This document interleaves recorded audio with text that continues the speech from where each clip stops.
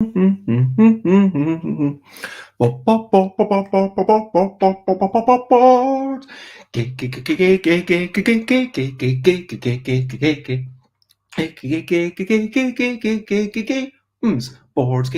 board games, it's what I'm talking about. Teaching board games, but I'm not gonna shout. I am starting off this streaming with a little bit of singing, and today we will discuss how teaching board games comes to us, how maybe it's all about the empathy. You'll work out what the person across the table needs.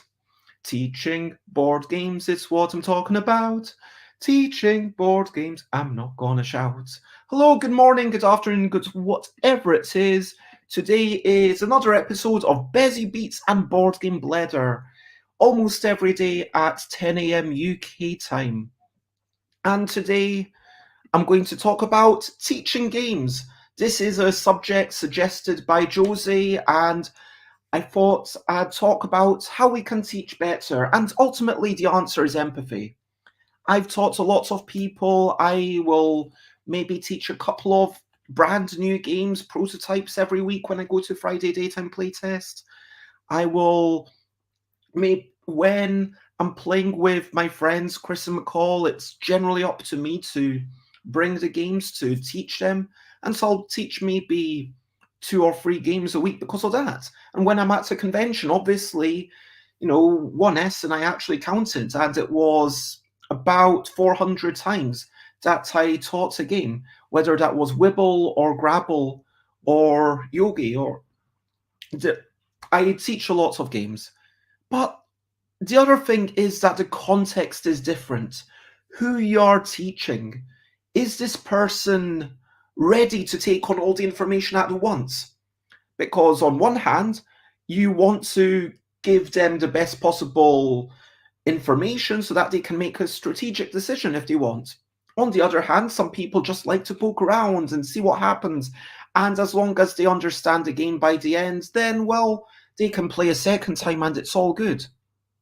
It depends on the game.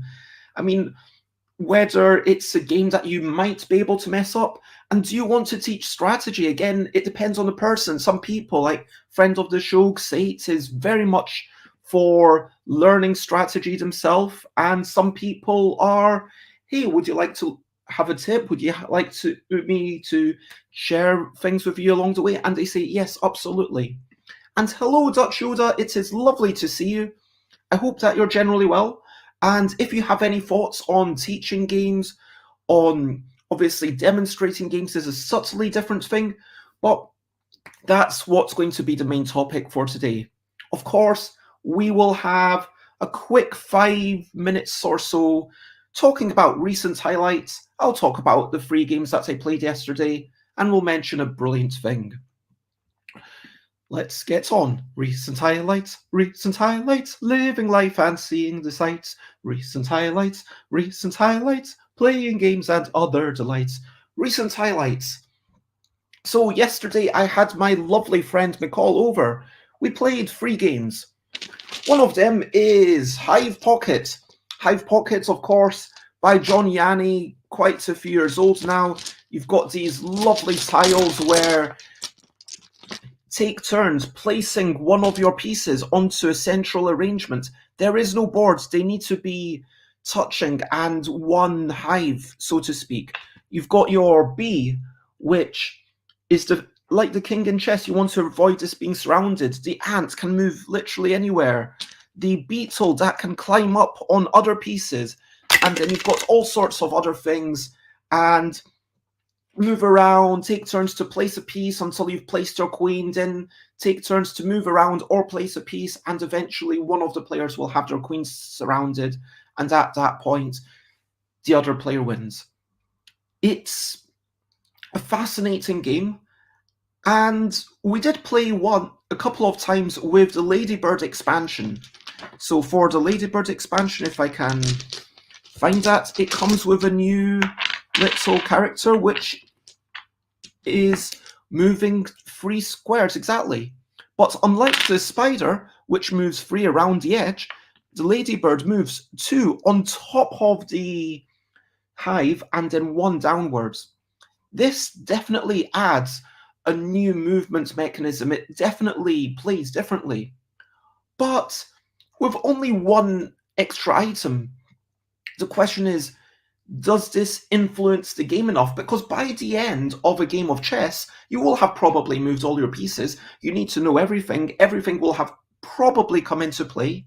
But by the end of a game of Hive, you might not have even placed this on the board. And it occurred to me that really, sure, they want to keep costs down, and obviously having just 1 tile is a nice way to do it. But it does make me wonder, how much of an impact does an expansion have to have? Because if you get to the end of the game and the expansion hasn't even really been felt, then isn't that a bit of a waste? We also played a crew. We played it just 2 players. It was my first time playing 2 players, and I felt it worked surprisingly well. Definitely a bit more of a puzzle, a bit less of a social game, as is always the case with 2 players versus 3 players or whatever.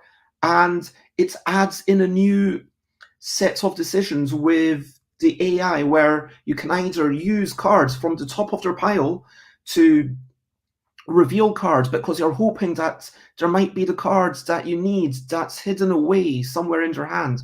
And also, the thing about the crew is that when it's a case of winning with a 1 or something like that, it feels very much something that's going to happen when you are voided from a particular suit. And at that point, and so that kind of gives the game each round a natural ramp up in escalation and drama. Yeah, continuing to enjoy that. And finally, a wee prototype that I made that I played 3 times with McCall. Deduction on the Underground. Had 3 cards, and we were playing 2 different rule sets. But you ask card questions of the other player. You say, is it? Name a station 1, 2, or 3 away. Is it? And then you guess a number of stations. Or is it on? And then you name a number of lines. And it was interesting playing 2 players. With 4 players, there's definitely an aspect of you don't want to ask for too much information, because then information that you get will potentially help the person just after you. So there's that delicate dance of let's not reveal too much. But with 2 players, it's just going for the jugular, name a station 1 away. And that is such a powerful move. And so it made me think, like, maybe I want to do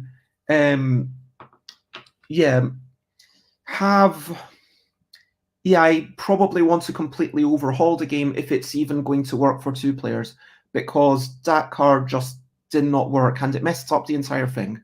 But there's definitely still something there, and I'm looking forward to giving it a new iteration, maybe in time for next Friday, and playing it again. So that is my recent highlights. How about you? Have you played any games?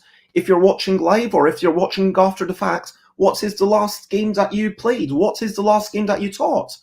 I mean, the last game that I taught, we had already played the normal mode, but teaching how Jarvis worked, and before that, teaching how Hive worked. So what is the last game that you taught?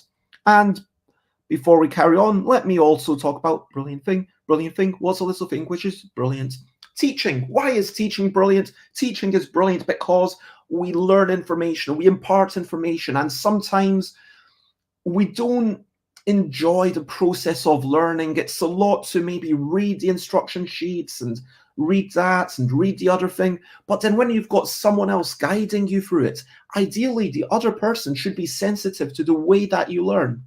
And if I say, oh, can you explain that bit a bit more clearly? Or if there's someone who is being the teacher, then it is kind of your responsibility to, yes, accept the occasional question. And that is, I think, a brilliant thing. Of course, as we go into the main topic, feel free to comment, ask questions, fun like follow, all of that lovely stuff. So, Hello, J Guard. It is lovely to see you. And J Guard got to teach Roots for the first time last week. Wonderful. What factions did you play with? And I agree with Manuel, that is a challenging game to write. Manuel, the last game that they taught and played was Voyages, the roll and write, by Rory Muldoon, with a bit of development from Matthew Dunstan. That's a great game. I've enjoyed it a few times. And hello, and thank you for coming along to the show. Josie Finch says, last night we played Quirkle and Monopoly Deal, but I guess everyone already knew all those games, so Josie didn't need to teach either. Dutch Yoda does have a specific tip, which is to use the theme as much as possible. This is what Mark Rosewater calls piggybacking, where by putting things in context, it helps you remember things, and it helps contextualize everything. So if I were to say, every time you place a token here and then you remove the brown cube, then you put in one of the blue cubes, and each time you go in, you will have to spend actions equal to the number of blue cubes. That's quite a bit to remember. That's quite complicated. But then if I say, you go into the mine and then you remove one of the cubes, but each time you go in, it gets flooded. So there's another blue cube which represents water, and as it gets more flooded, it takes more work to actually drill into the mine, and so you need to spend another action for each blue cube that's there. Well, that's a little bit easier to remember. And yeah, I think that's definitely something that designers can do in their games.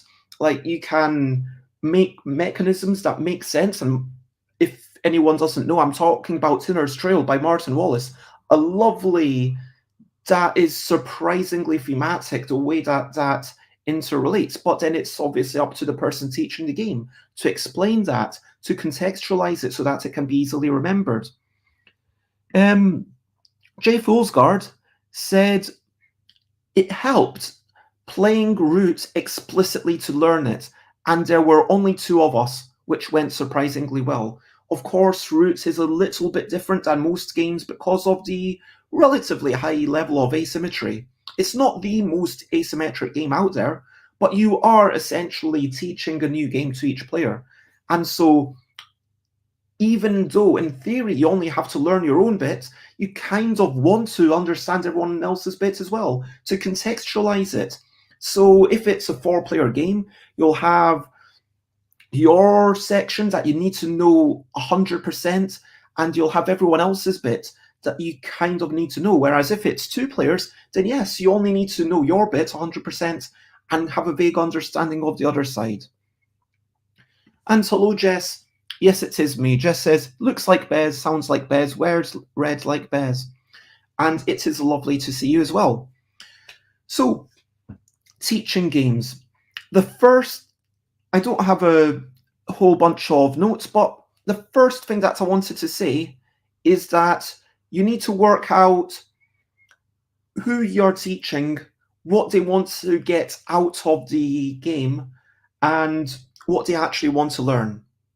So let's say I'm at a convention, and let's say I was teaching someone Couple, which is probably the most complicated one of the LDEC games. It's the most complicated in this box. Anyway, it's the most complicated out of the first 6. So if I'm teaching Couple, the way I will run that is by setting up a game, pretending that it's halfway through because the interesting scoring twist happens right at the end, and I will guide people through the first turns, and I'll say, okay, you can move these cards around, and you will be making words with these cards, and each time you get 3 actions, and I'll just guide them through. So I'll say, okay, this is your area, this is your area. So on your turn, draw 3 cards. That's the first thing you do. And then the next thing you're doing is you get 2 actions. You get to either give a card to your partner, or you get to move one of their cards. or you get to make a word, but that's something that you want to do later. So right now, you want to think about what they're doing. And here I'm giving them tips, I'm giving them advice, I'm basically shadowing them, I'm making sure that they're playing okay, and I guide them through what will be essentially the last 4 turns of the game, starting them off with a bunch of points. And then I'll say, okay, you've played through these 2 turns, and now you've gotten a bit of an understanding, and you need to make sure these 2 score piles are balanced, so that might be a little bit of a challenge. And then they approach that, that's a dramatic moment, and then they finish the game. At a convention, obviously, I mean, yeah, there is a desire on my part, from a business point of view, to not have the same person sitting at a table for 1.5 hours. I would rather do a quick demo that takes about 15-20 minutes, have them get an idea of the game, especially when it's a two-player only game, and then afterwards say, well, if you want to try one of the other games, then you can, but if you've hopefully gotten an idea of this one, and it gives them enough of an idea that they can try it. Like, if you want to play the full thing, that's not what most people expect at a convention. Most people just want a quick taste of it. But conversely, if I play Grabble, which is the quickest game, that says 2 to 3 minutes, I will explain the game. That will probably be getting played on a table. If I'm demoing it at all, I will see someone wander by. I might explain to them, okay, this is what's going on. Would you like to jump into the next game? And then they'll either say yes or no. And whilst they're playing, it is a real-time game, which makes the real-time help a little bit more difficult, but I will generally stand out to make sure that they're okay. And I think this is a responsibility when you're teaching, whether it's friends, whether it's people that you've never met before at a board gaming club, whether it's people at a convention and you're selling your stuff. I think that it's really important to give them as much advice, but like kind of be present and focus, even if you're involved in the game, focus on them winning, focus on them having fun, because that is the key thing. The goal at the end isn't usually to, especially with a convention game or a game that you expect to play more than once, like if you expect to play a game loads and loads of times, the goal at the end isn't to get them to understand all the strategy, definitely not. The goal at the end is to get them to have a vague understanding of rules and want to play again. That's it. So, along the way of Wibble, I mean, Wibble is really easy to teach because it's a speed game, but each turn it's got a pause. So if I were to say, hey, there's 2 cards on the table, shout a word using 1 card from this card and 1 card from the other card. Sometimes someone will jump in and say, me, or meat, or meter, or red, and I will say, yes, exactly, and then I'll give them a card. But if after a second or two of pausing, they don't say anything, I would add in things. I would say, okay, you could say realize, or meteorite, or lemon. You can use the cards in any order, you can introduce additional letters, and I was first, so I take a card. Now you have a go. And at this point, I would put in another card, and hopefully they've got enough of an idea to have a go. And then once they grab their card, I would say, okay, brilliant. Now everyone else is doing exactly the same thing, but you, not only do you have to use the 2 cards in the center, but you also have to use a letter from each card face up in front of you. And then after someone gets the second card, I will say, oh, when someone gets the third card, something exciting happens, and then I'll flip it over and I'll try to win the third card myself. But with a game, especially a short game, when you're expecting people to play it multiple times, I think that this drip feed approach is a lot nicer. And it's interesting, at a game night, so often the expectation, especially with hardcore, I'm going to call anyone who specifically arranges a time to play games a hardcore gamer. frankly, anyone watching this show is probably a hardcore gamer. Um, yeah, Jess, like if you take time and say, we're going to go to this place and we're going to play board games, if that's something that you arrange, even once a month, then you're a hardcore gamer. If it's something that just happens, then I don't know. It's like how do you define yourself? It just says I am not a hardcore gamer. Okay, fair enough. I'm going to say that to everyone else is though. Anyway, the point is that with hardcore gamers, when you go out and play games, everyone else, there's almost an expectation that you're going to play new games. The person who brought it will teach it. But then at the end of the day, because this is a long game, it might take 90 minutes, it might take 2 hours, it might even take more. At the end, you won't get to play it again. And this is a really weird situation because games by their nature are designed to be replayable. They're designed, okay, except for escape room type stuff and stuff that's more like puzzles and legacy stuff, sure. But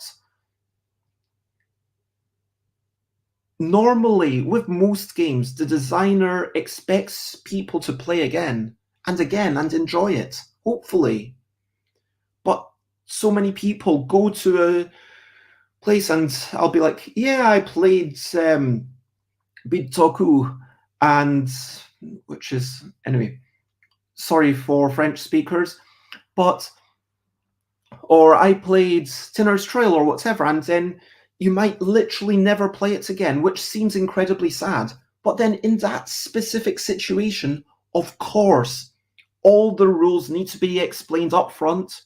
Everyone there will be better at absorbing the rules because they are people who are naturally inclined and generally motivated to learn these rules.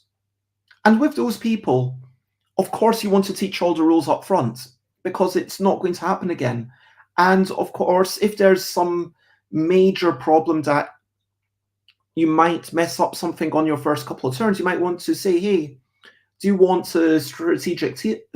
But the presumption is that if you're in one of these dedicated board game groups, then you kind of assume that these people are going to ask for strategy if they need it, or they will, even in the case of food chain magnates, where the first turn mistake can cost you the game. And side note, Bitoku, which sounds quite rude in French, apparently also sounds almost rude in Portuguese. And they kept the name intact when they translated it. Manuel says says they're very curious to see if it will sell. And also, Jess says, I'm just here because I like you. That is a lovely thing to hear. Lots of love. I like you too. And Jess likes to play occasionally on Wednesdays. But anyway, back to teaching games. How do you like to play? Would you agree that it very much depends on the complexity level and the length of the game? Like, if it's a 5-hour game, I would almost be tempted to say, okay, let's start the game, let's play one turn, and then let's reset it. Because at that point, you have a better understanding of what's going on and you can go through. There's also the notion of how much takesy backsy do you give your opponent? Personally, I'm a big proponent of giving as much as they want. And if I see McCall doing something that will probably win me the game, if I would mention it to McCall and I would say, oh, are you sure you want to do that? I can move my bee and trap your beetle. Then I'd say, oh, thanks for letting me know. And McCall will do something else. And it's possible that on McCall's first game, she will win. She won Hive the first time that she played against me. Of course, there was a lot of strategic impact, and Manuel says, I let players take moves back unless some new information was revealed that could inform their decision. And this gets into the what is new information. Because from a perfect information point of view, you could say, well, in chess, you should always know everything that's going to happen. You know all the possibilities. So if there's something that genuinely surprised you, it is kind of new information. I mean, that's part of the skill of the game. It's kind of, hey, I saw that, you didn't, therefore I should win. But then we get into what is a game. Is the game, at least the first time you're teaching someone, are you actually trying to compete with the game? With them? Are you actually trying to beat them? Because if so, I mean, that's going to be an easy victory, surely, and you're not going to be challenged. They're not going to have fun being stomped into the ground, figuratively speaking. Manuel suggests that the next player's move, seeing what's in their mind, is indeed new information. And to me, I go further personally. I kind of feel like if it's a perfect information game, I remember playing Quantic with Matthew Dunstan in Festival International de Jeu 2019, I believe it was. And then we played, and then I won, and then we said, oh, what would happen if we went back a few moves? So we went back a few moves, and then like going back and forth allows you to explore this space together. It allows both players to gain a better understanding. And when I finally played against someone at Gigamic who'd played the game hundreds and hundreds of times, if not thousands, then we played. She beat me, of course. And so I was like, okay, thank you. Do you mind if we go back a couple of moves? And she said, oh, no, that's fine. And so I said, of course, you've beaten me once. And then went back a move, she beat me again. Went back a move, she beat me again. And then she beat me like 4 times in the course of one game, essentially. And then it was, okay, I think I'm starting to get it. I started to understand the strategy. And eventually, I managed to win a game. And then she said, oh, well done, you're finally starting to get it. And yeah, I think that if there's a die roll, if there's a card being brought off the deck, if there's a bit of randomness, then of course that feels wrong to be able to, oh, well, if I'd known that I was about to roll double sixes, well, then I wouldn't have bought that thing. I would have instead bought the other thing. Of course, you can't do that. But if it's a case of, oh, well, especially in a first game, I'm a big proponent of just infinite takebacks, especially in a 2-player game, if it's just me and one other person. And I will give them obviously, again, this is the key thing. When I say how can we teach better, the word for me is empathy. Thinking, what does the other person want? What will make them enjoy the game better? What will make them gain a better understanding?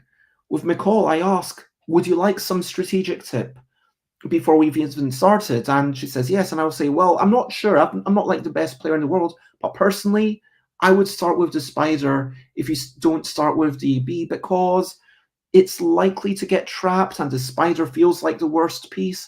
So, and I'll give continual tips throughout the game, where someone like Sate, again, there are some people who say, oh no, I don't want any strategic tips. If you just let me lose a few times, I would appreciate that, or let me take back something. And again, think about the other person, because let's be honest, the first time, if you know a game and someone else doesn't, the first time you play together, it's not going to be an interesting competitive experience. And if it's cooperative, the natural tendency is going to be, if you try to win, is going to be for you to make all the decisions, and that's not interesting. So what I'm suggesting is that you want to focus on that first game. Just enjoy the teaching process, enjoy the time together, enjoy the promise of more games being played together. Play Go, and the first game, start them off with enough stones that they will definitely win, and they understand the game by the end of it, and you play again. It doesn't matter. It's just about getting them to play again and getting them on the journey and having people partake in something that you love, because whether it's partner dancing, salsa, tango, merengue, kizomba, bachata, I don't know why I'm naming all the Latin dances, swing, whatever. There's all other sorts of, anyway, whether it's partner dancing or whether it's playing a board game that's more than one person, or whether it's um, something else that needs multiple people that I'm struggling to think of, like maybe having a race together or anything else. Um, all of these things, the first time you do it with someone, yes, you are kind of giving up your time. You're investing in them. And it's kind of guiding them so that you can have fun together. Eventually, apparent. I mean, kizomba's a dance. I don't do it very much, but I've done a bit of kizomba. Manuel, I'm surprised. I guess maybe you don't talk about dances very much in English, because Manuel says I've never heard kizomba said other than in Portuguese. Anyway, teaching. Yes, if I was teaching someone to dance, it's like, yeah, there's going to be a long time until we can actually just enjoy a dance together. And this is the point where you've got to ask yourself, what do you enjoy about gaming? Do you enjoy competing? Because if so, yes, I understand teaching is an arduous process. There is work to be done. Do you enjoy the kinship, the being with other people? Because if you do, you can still get that even when you're teaching, even if you take away all your competitive spirit. And do you enjoy the exploration of rules? Because you still get that when you're doing all the takesy backsies, and when you're actually bringing them up to speed, you're telling them all the strategy, and then maybe they do something that surprises you, or maybe they do a mistake. And of course, you don't want to be patronizing. You don't want to, every single move, tell them what they should have done. You want to give them some autonomy, but always, always, always, it is about empathy. And I think that's the biggest thing that I can say. Think about your audience. If you're in a convention, they don't have much time. They are ready to just give it a quick go, get going, and learn it as they go along. If it's a strategic game that takes like 90 minutes investment, sure, you don't want to spend 90 minutes just to learn the game, and you might not play it a second time. So at that point, yes, you do want to teach everything up front. Is it something that they are likely to play over and over? And this is another thing where even before you start teaching the game, I would say step zero, the most important step is explaining what the game's about just enough that they get to say no. And Stream Elements reminds me to stretch. So let's say I am at a convention, and let's say this was 3 years ago, and I had lots of copies of Wibble++, and I was selling them all, and someone might pass by and I would say, hey, do you like word games? And I'd say, not really. And I say, do you like cats? And they'd say, yeah, I do. And then I'd say, well, try out Kitty Cataclysm. And if they say no to the second question, I'm like, well, that's fair. I basically do party games, I do light games, but if you want something with a bit more of a theme, then we might not have anything for you. But I hope you have a great expo. And that's the key thing. Explain check in what it's about. With McCall, with a dear friend, I brought out, sorry about that loud noise. I brought out these two games and Magic Maze and a couple of my own prototypes, and said, well, which one would you like to play? And McCall said, oh, I don't want to play anything speedy. I don't want to play anything fast. Anything anything that's relaxing and slow. And I say, okay, well, are you up for these two? Are you up for the deduction game? And check in with the people, see what they want, see what they're actually interested in. And yeah, Jess says, word games and cats. I'll take both. And this makes me realise that I've not got a word game that involves cats. Like, I mean, that would involve probably making a brand new deck because unless it was a future felineable, lineable. Anyway, sorry, you're distracting me. And sorry, that was not dice. That was my hive pieces. But cat cuddles and Scrabble, says Jess. Yeah, that sounds fantastic. Laying with your cat on your lap and giving it little scritches. But yes, the keys, I think step 0 for me, tell the other person a pitch. This is what the game is. Would you like to play it? And say the key things. This is a cooperative, real-time, frantic game. And they might say, oh, for sure, or and then if they're like, yeah, sure, then give them an overview, tell them how you win. So I'm going to, for the sake of advertising, I should probably explain one of my own games. So one of the ones that I've not explained yet, let's go with alphabetical. So I will say, hey, do you want a game about a quick drafting game, hate drafting game about, I don't have a good pitch for that. Yeah, alphabetical was never one that I really demoed a lot. I think it's because it's a slow burn. But yeah, with categorical, I would say, hey, do you want to play a fast, frantic game? And they might say, yes, sure. And Josie, lots of love. Stay funky. Have a great day as well. So I would say for categorical, hey, would you like to play a fast, frantic game? And then they might say, or they might say, sure. Now I give an overview. I would say, okay, you're 2 teams.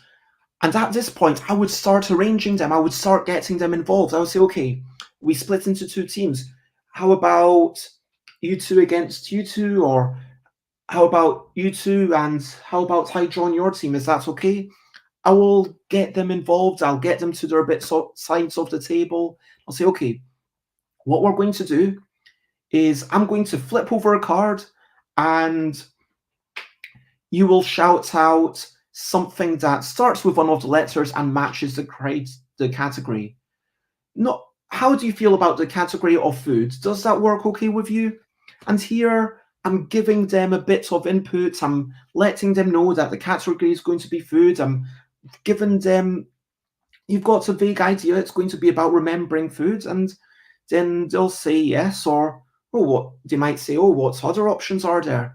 But don't overload people with all the options. Like the first time you play a game, you don't need to have all the expansions. You don't need to even ask them, where do you want to set up? Just make that decision for them. There's a reason why Settlers of Catan, it says this is the default setup for 3 or 4 players. And that's a really valuable thing, making sure, guiding them through the first turn and then before they're loose. And so I would say, okay, it's a food. And what's a food? That starts with one of these letters. I would try to get other people to do it. Even though it's a speed game, I would try to get someone else to do it. And maybe they look at it for a moment and they say Wigglies. And I say, what's a Wiggly? And they might say, oh, I meant Wrigley's, like Wrigley's chewing gum. And I would say, well, if you had said Wrigley's chewing gum, it would have worked, but how do you feel? Do you want to let them have it anyway, but in future will be a bit more strict? And yeah, can involve other people in the process. And then once they've done that, then I will tell them, okay, now what you need to do is you need to flip the next card, cover the next card, and then clap your hands. And once you've done that, now you can shout again. And explaining the things as we go. At a certain point, again, I would basically go through categoricals, one of those games where the first turn, the first 5 turns, sure, you might win a couple of points, sure, you might pull ahead, but it's not going to pull you out of the game. You're still going to be able to do things. It's not like some games where if you make a terrible auction bid, you will lose all your money. Like if someone made a blind bid in for sale and spent all their money on the first turn, well, then they're basically out of the game at that point, and then you can't. It's not that they will definitely lose, although they probably will, but also that they can't do anything. That just feels sad. So you want to safeguard that. You want to put bumper rails on. Like, when you go bowling and then you've got those bumpers, it's not because you are going to just throw the ball into the bumper and get it zigzagging across until it gets to the end and use the bumpers. It's because if it goes so far out of the lane that you're going to score zero and you're going to be taken out of competition, you want to have something to push you back in.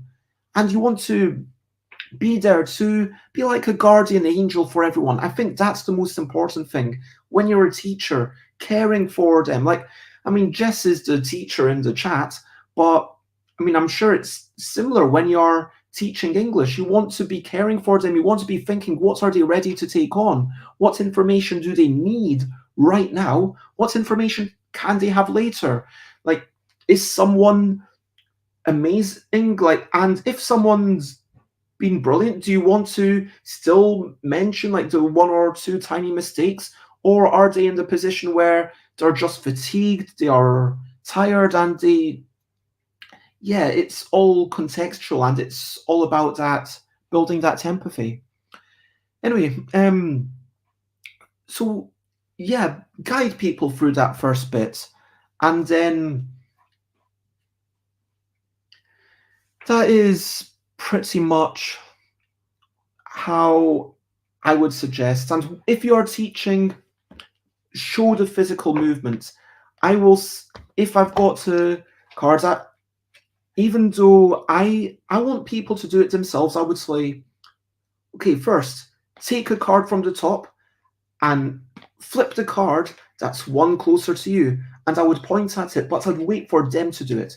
So I'd use my hands, I'd use visual gestures to kind of get them to do it, but I would try to get them involved. This sort of physicality, this sort of visualization, in a game, I might say, okay, a spider, you can only move 3 spaces and I'd go 1, 2, 3. Whereas a beetle, you can go on top of other pieces and I'd literally put it on top. Show this visual example because it's just easier if you've got the audio, if you've got the example, and it's easier to visualize. And then once you're get going, some people will forget because they just can't remember until they do it themselves. I am one of those people who learns very much by doing.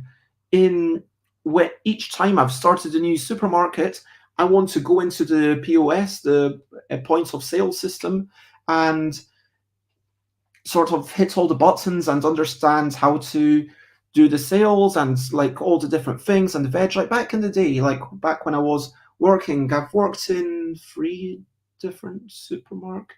Anyway, it doesn't really matter. The point is that hitting the buttons myself rather than just watching someone else means that I'm actually liable to remember it, likely to remember it. Just says, yes, I am a teacher and I am kind. Well, I'm glad to hear that and keep up the kindness. Manuel says, I agree. Everyone needs a different kind of guidance and the best teachers adapt on the fly. And of course, when you've got a classroom of 30, it's incredibly difficult. If we've got a small table of 4 people, well, it's more difficult than just having one person you're teaching, but it's still a lot easier than what real teachers have to do on the fly. And I put real teachers into air quotes because we are kind of all teachers, even though it's not our profession, we're all kind of real teachers in our own way. And how can I put this? I think that, yes, listen to your audience. If some people want loads of guidance along the way, give it to them.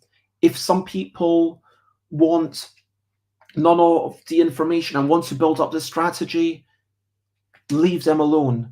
Of course, the issue is when you've got people of very different approaches on the same table. And this is where, if rule 0 is explaining what the game is about and checking that they like it, I would say that step 1 or step 0.5, I don't know, again, before you even start teaching, is explaining how you're going to teach, setting up the expectations, saying, okay, this is going to take me, I'll just get you started straight away. Or for a couple, I would say, okay, what I'm going to do is I'm going to start you 3/4 of the way through the game, and I'll guide you through a few turns so that you get an idea of it.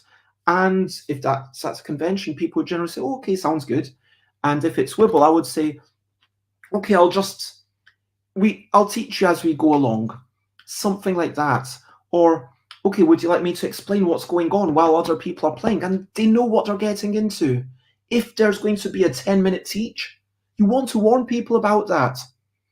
If there's a board game club, well, there's likely to be multiple games played, and you don't want to have one person who's always taking forever over their turn mixed with the one person who's impatient and hates anybody taking too long. That's a terrible combination. And so I'm just going to call them step 1 and 2 now. But if step 1 is explaining the game, would you like it? Enough to just ask that question. Step 2 is really, this is how I would like to teach. Does that suit you? And again, give people the possibility to step out. And we are so privileged. I mean, Jess says that when she teaches English in Thailand, there's 50 students. That's a lot. And presumably not all of them want to be there. I'm sure that a lot of them are excited to learn English because it's an international language and it's the language that a lot of business is conducted in. But I'm sure there's also a lot of people there who are like, oh, I don't really want to be in this classroom. But then when you're teaching a game, people will want to learn it. People will want to play it. And frankly, that is step 3 and every other step after that, like 4.5, 5.5, in between every single other step. Give people the freedom to say, actually, you know what? This is too much for me. I have to leave. Because games are meant to be about pleasure. Games are meant to be about fun. And if you're not having fun, then what's the point? If you're not excited to learn this new game, then why are you playing? If you're not interested in it, if you're not enjoying the experience, because, yeah, you might be enjoying it for a new puzzle, you want to check out your friend's passion for whatever reason. But if the other person isn't into it, being sensitive. And I know that this whole show today has been quite vague, but yeah, sure, starts off with the goal, then give an overview of the typical turn, and then go down into details. That's what you do.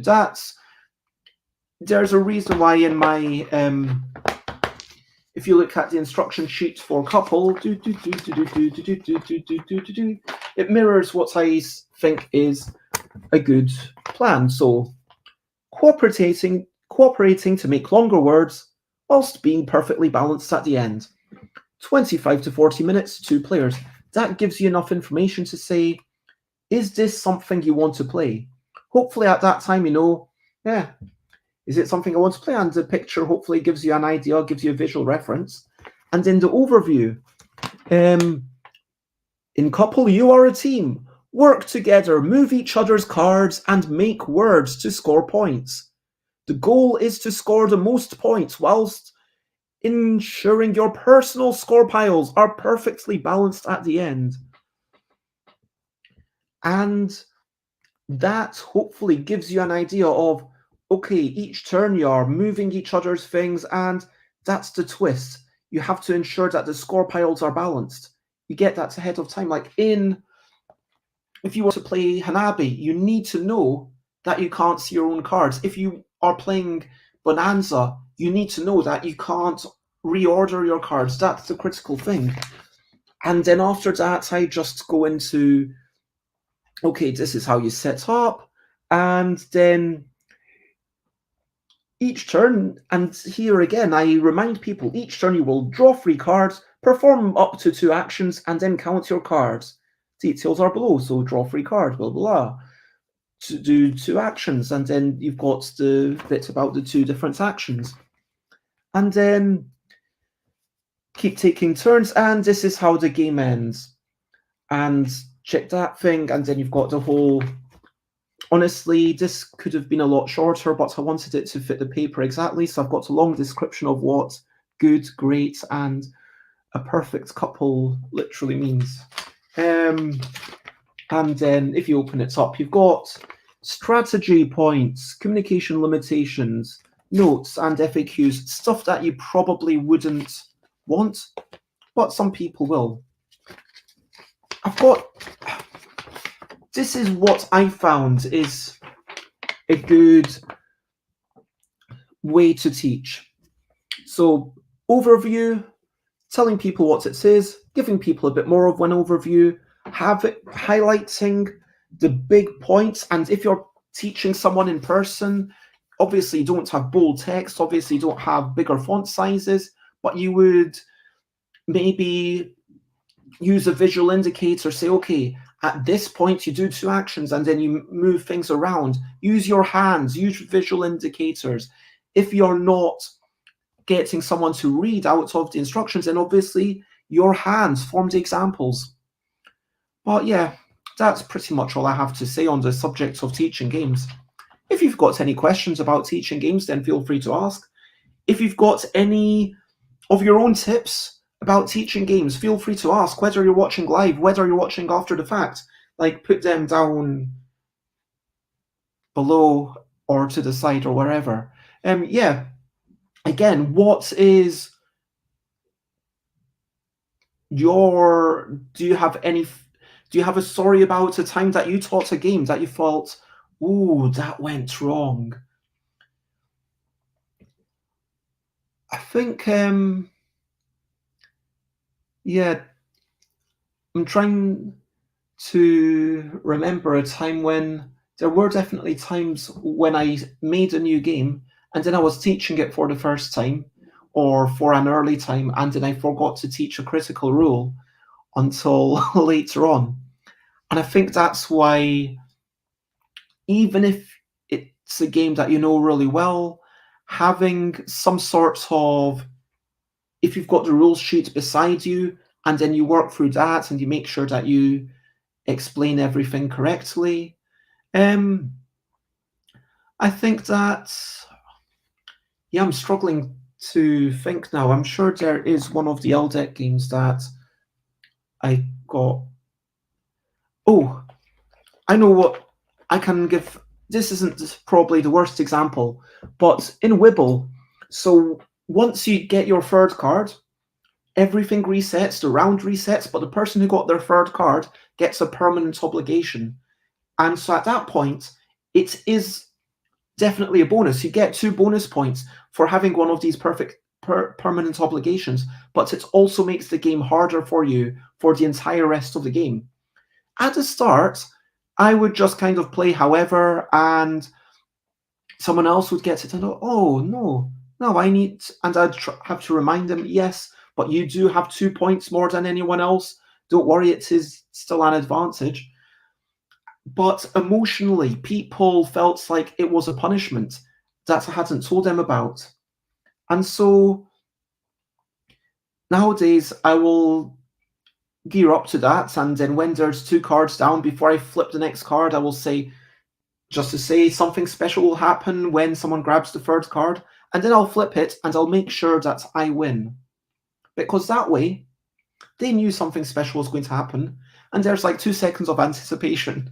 But also, I think I've thrown them off, so that's more likely to win. And also, I know that if I spout out rainforest or anti-disestablishmentarianism, I'm probably going to get whatever card comes up into the center.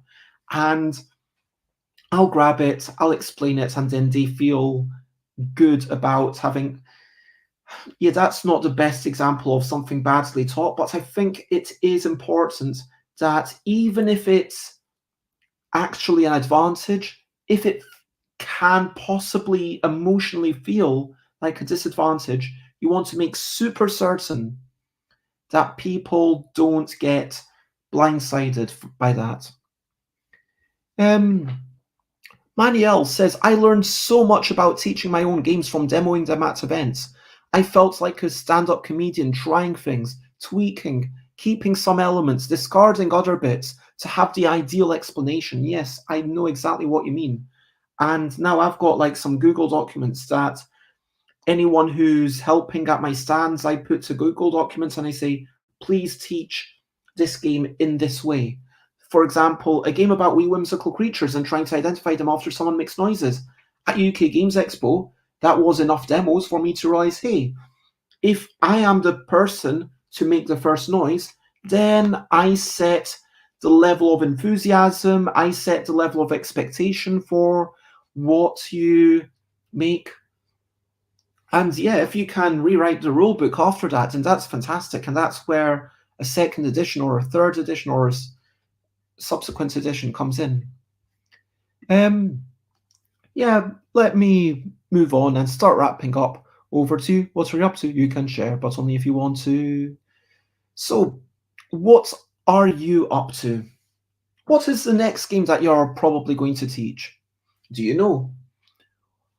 Is there anything that you're looking forward to? Anything that you have to do? The next game I'm going to teach, I think, probably if, like, I'm going to have a friend over again tonight, and yeah, it might be Hive. I think it will probably be just carrying on through Magic Maze, and I will essentially teach those levels one at a time, and we'll carry on making our way through it. But again, this is an interesting thing where the game itself makes itself easy for you to teach. And Magic Maze is a kind of weird one. Cooperative games are a weird one where you need enough confusion from both players to, and if one player is really far ahead compared to the other one, then you're not going to have so much fun. Mondays are traditionally my days off. I will have a bit of a walk, head outside, maybe do a bit of reading. I really want to sort out some of these boxes, put them roughly into 4 piles. Piles of my games, as in games I made, other people's games, as in games that I've got for playing. The first pile is games that I've got for, so games I've got for playing, games I've got for selling as a business. Third pile is going to be the boxes with the question marks on, which at the time I knew that they wouldn't be anything that I need for a while. And the fourth pile is going to be just everything else. And so once I've got the fourth pile with everything else, then I'll find my sketchbooks again and I will do some drawing tomorrow. But that is me. That is what I'm up to. What are you up to? Let me know. Maniel says the next games are going to teach us probably Flesh and Blood's collectible card game. It looks different from the usual dueling games, so I got a couple of starters. That sounds exciting. I'll be interested to hear how it goes. J-Fool's Guard, probably going to teach Root again this weekend. You never told me. Which factions did you play? Was it Cats Against Birds? Are you going to play Cats Against Birds again? Jess is mid-clear out. Congratulations on selling your clothes and getting a wee bit of money from that. And I'm glad you feel good. I feel good. Just feels good. You know that you would now.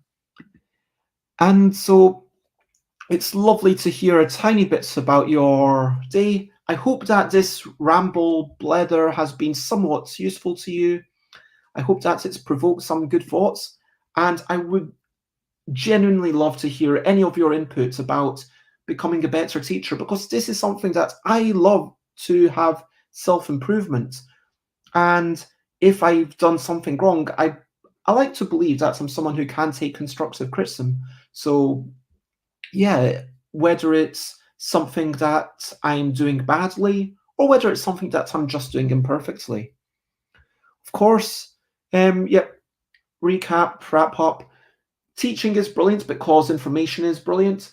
Um, I recently played Hive and the Crew, and my new prototype of deduction on the underground and discard name a station blank away is way overpowered, and I think I still want to keep that in the game.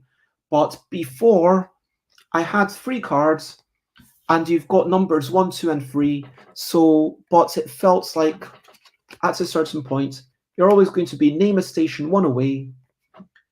And is it on this line? You use 2 or 3 for that and 2 or 3 for this one. And that becomes like a null decision. Whereas if it was name a station 3 away, then that would be an interesting question.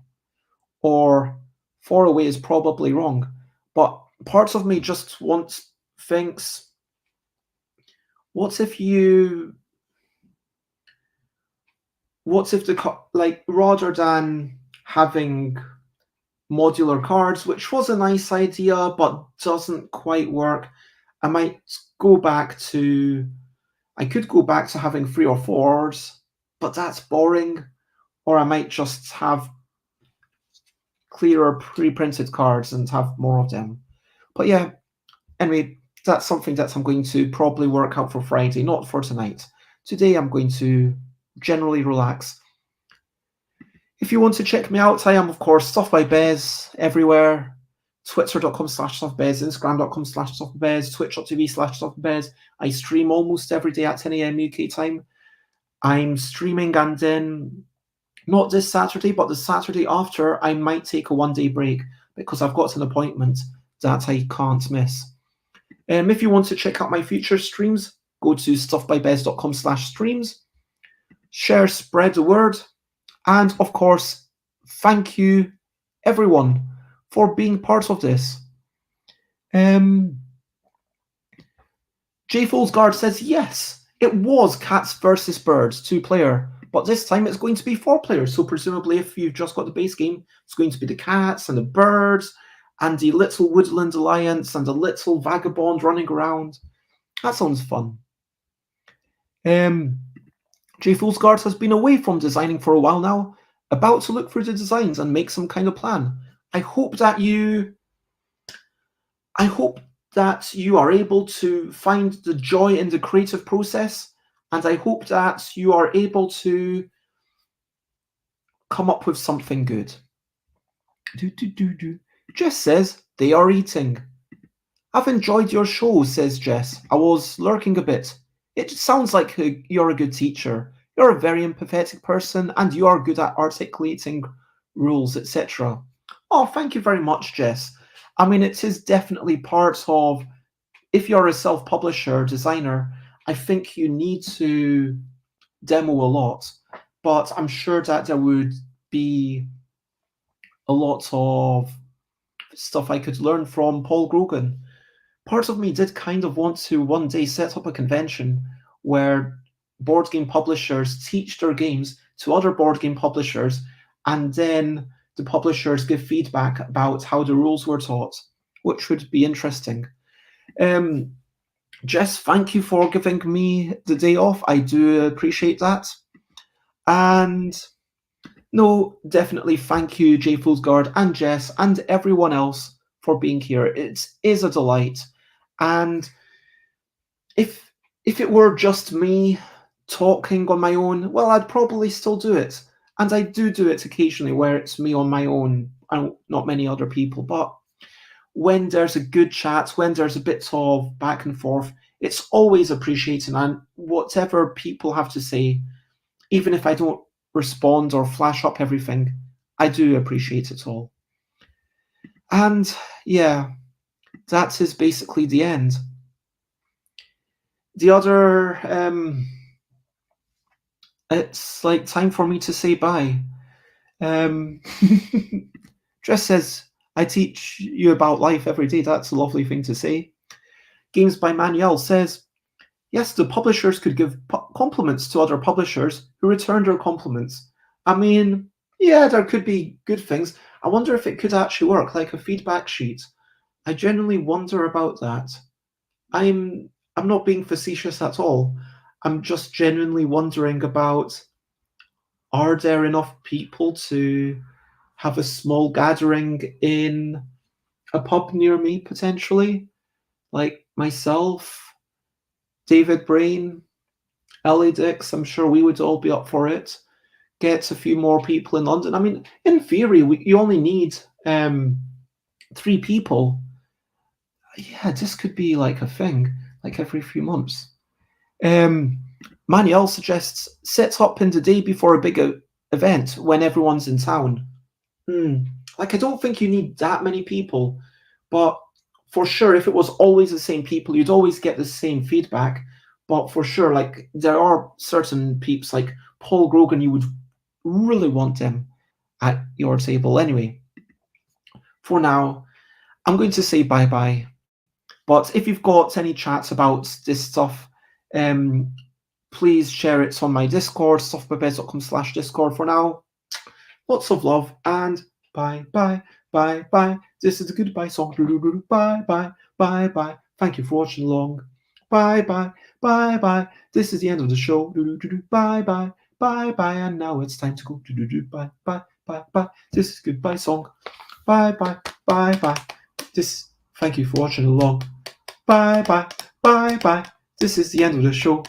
Bye, bye, bye, bye. And now it's time to go. Bye-bye. Bye-bye. Bye-bye, Jess. Thank you for the compliments. Bye-bye, Jay Foolsguard. Lots of love to you. Bye-bye. Bye-bye, Manuel. Bye-bye, everyone.